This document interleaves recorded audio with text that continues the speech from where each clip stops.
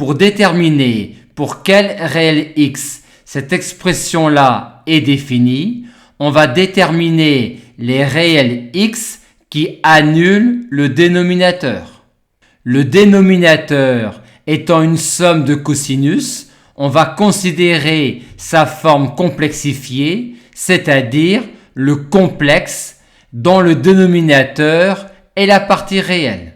Cette quantité-là étant de la forme 1 plus Q plus Q2, on peut l'exprimer sous cette forme-là à condition que Q soit différent de 1, c'est-à-dire à condition que 2x ne soit pas congru à 0 modulo de pi, c'est-à-dire que x ne soit pas congru à 0 modulo pi.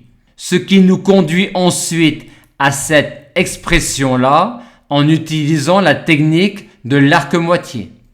On en déduit alors cette expression-là du dénominateur quand x n'est pas congru à 0 modulo pi en prenant la partie réelle de ce nombre complexe-là.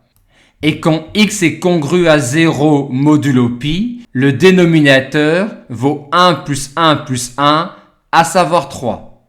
Aussi l'expression est bien définie quand x est congru à 0 modulo pi ou quand 2x n'est pas congru à pi sur 2 modulo pi et que 3x n'est pas congru à 0 modulo pi, c'est-à-dire quand x n'est pas congru à pi sur 4 modulo pi sur 2 et x non congru à 0 modulo pi sur 3.